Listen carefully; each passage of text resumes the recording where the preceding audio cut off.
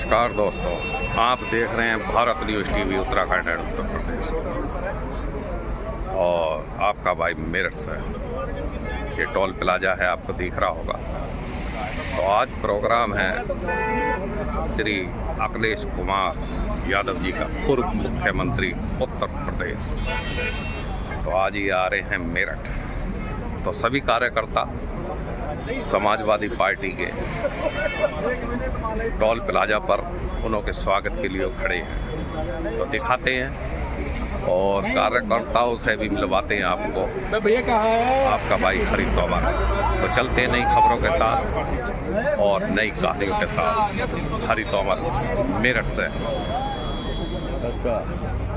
जी जी जी हमारी ये मांग है और हम कल ज्ञापन देंगे डीएम साहब को। अच्छा, कार्यालय जाकर यहाँ पूरे प्रदेश में कल ज्ञापन दिया जाएगा। हम सब लोग जिला अधिकारी को आप ज्ञापन देंगे जो अपमान हुआ है। और सांसद जी, विधायक जी के साथ, अतुल प्रधान जी के साथ जो व्यवहार किया है वहाँ, उसके बारे में आप बताइए पूरी सर। पार्टी प्रधान जी के साथ है, हमारे विधायक हैं। इस तरीके का वो नहीं होना चाहिए, क्योंकि अगर विपक्ष नहीं उठाएगा मुद्दे तो कौन उठाएगा? कौन उठाएगा? सही बात हमारे है। विधायक ने अपना सही बात उठाई, पूरी पार्टी विधायक जी के साथ है। आज अखिलेश जी आ रहे हैं मेरठ में। हम उनके स्वागत के लिए खड़े, पूरी party Samajwadi party. Thank you, धन्यवाद। क्या नाम है सर आपका? मेरा आदिल चौधरी, महानगर अध्यक्ष। अच्छा, दूसरा भी लिया। आप कुछ कहना चाहेंगे? अपना राष्ट्रीय अध्यक्ष के लिए स्वागत के लिए प्रदेश हम खड़े हैं माननीय राष्ट्रीय अखिलेश यादव जी के स्वागत के लिए। और अब जो सदन में जो चल रहा है ऐसा, बाबा साहब का अपमान करा है, हम उसके खिलाफ हैं। और अमित शाह जी को माफ़ी मांगनी चाहिए और इस्तीफा देना चाहिए पार्टी से। ऐसे आदमी को पार्टी में रखना ही बेकार है। इनका असली रूप तो अब दिखाई दिया है समाज भाजपा वालों का। दलित को कितना अवरोध करते हैं, कितना अपमान करते हैं, कितना पीड़ित करते हैं लोग। ये असली रूप तो निकल के आ चुका। अब लोग तो हम ये चाह रहे थे भाई बाबा साहब की माला चढ़ाते रहे, लोग अंधे होते रहे, विश्वास करते रहे। इनका चेहरा खुल चुका, नकाब इनका साफ हो गया। अब इनके खिलाफ रहेंगे, पूरा आंदोलन करेंगे। समाजवादी पार्टी कार्यकर्ता, माननीय राष्ट्रीय अध्यक्ष जी का आदेश है।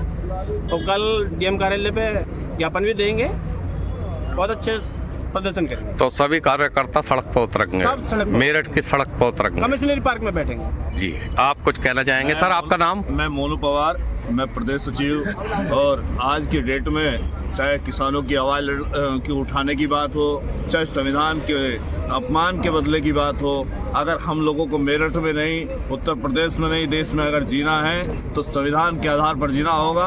और जो ये फिरका प्रस्ती की राजनीति करने वाले, झूठ फरेब की राजनीति करने वाले, ये ढोंगी लोग, ये तानाशाह लोग आज बाबा साहब का अपमान करना चाहते हैं। कभी मुस्लिम समाज पर चोट पहुँचाना चाहते हैं, कभी गुजर समाज में चोट पहुँचाना चाहते हैं, कभी सम्राट मीरबोज जी का अपमान करना चाहते हैं, कभी महाराणा प्रताप जी का अपमान करेंगे।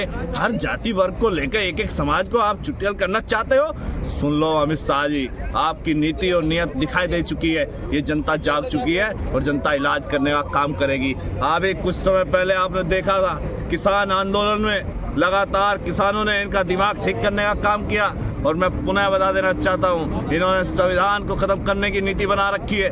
ये संविधान को मानने वाले लोग नहीं हैं। इन्होंने मुजफ्फरपुर चुनाव में आपने देखा जिस तरह की तानाशाही का रवैया दिखाया, इसी का बदला लिया जाएगा। आने वाला चुनाव बहुत नज़दीक है, मगर चुनाव से पहले हम समाजवादी और अन्य किसान लोग और तमाम संविधान को मानने वाले लोग, ना किसी दल और किसी विचारधारा से बनकर, बल्कि संविधान को मानने वाले लोग सड़क पर उतरेंगे और ऐसा आंदोलन चलाएंगे। ऐसा आंदोलन बाबा साहब की नीतियों पर चलने का काम करेगा। आज हम सड़क पर खड़े हैं, आज हम यहाँ टोल पर खड़े हैं, तो इसका भी अधिकार हमें बाबा साहब ने दिया है। वोट देने का अधिकार हमें बाबा साहब ने दिया है। जात पात से उठकर एकजुटता का, शिक्षा का, रोजगार का अधिकार अगर किसी ने दिया है तो बाबा साहब ने दिया है। हम बाबा साहब के पच्चीनों पर चलने का काम करेंगे, उनकी नीतियों पर चलने का काम करेंगे। और जो उनकी नीतियों का विरोध करेगा, हम उसका दिमाग ठीक करने का काम करेंगे। मैं खुलेआम कह देना चाहता हूँ माननीय गृह मंत्री जी, अगर आपके कानों तक आवाज ना पहुँच रही हो तो हम गाँव गाँव पहुँचेंगे और अपनी आवाज को, बाबा साहब की नीतियों को आपको जगाने का काम कर देंगे। आप जिस पद पर बैठे हो, इस पद पर आप इसलिए बैठे हो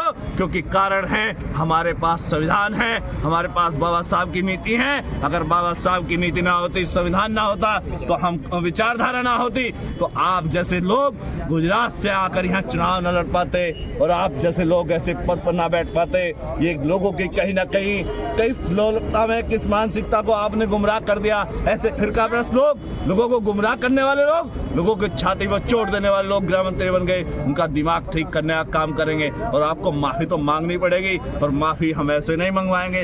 बाबा साहब की मूर्ति पर आपको माथा टेक कर, आपको उनके पद पर माथा टेकना पड़ेगा, उनकी नीतियों को चलना पड़ेगा, और तभी आपको हम माफ कर सकते हैं। पहली बात तो आपकी राजनीति और आपकी मानसिकता खत्म हो चुकी है। इसका सीधा सीधा उदाहरण दिखाई दे रहा है। बाबा साहब का प्रकोप किसी एक दलित समाज के बाबा साहब नहीं है। अभी हमने परिनिर्वाण दिवस मनाया। हम बाबा साहब का जीवन दान पे कितनी चर्चा करें, कितनी पुस्तकें लिखें, वो थोड़ी हैं, क्योंकि हर एक तबका, चाहे किसी दलित समाज से खड़ा हो, मुस्लिम समाज से खड़ा हो, गुर्जर समाज से खड़ा हो या किसी समाज से खड़ा हो, अगर इस धरती पर जन्म लेता है तो उसे बाबा साहब के संविधान को मानना चाहिए, उनका कर्ज उतारने के लिए काम करना चाहिए। थैंक यू, धन्यवाद। क्या नाम है सर आपका? मोनू पवार। मोनू पवार, मेरठ से? मेरठ। मेरठ से।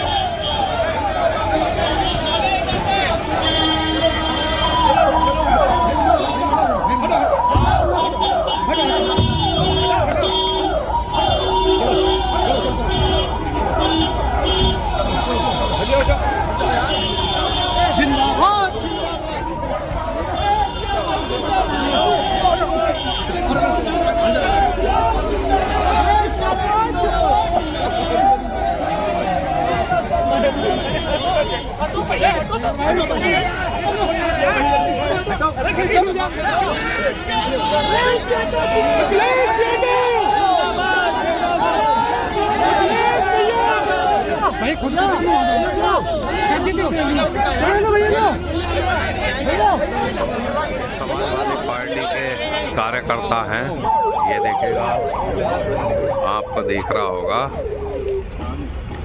ये समाजवादी के पार्टी के सूरज चांद रहेगा।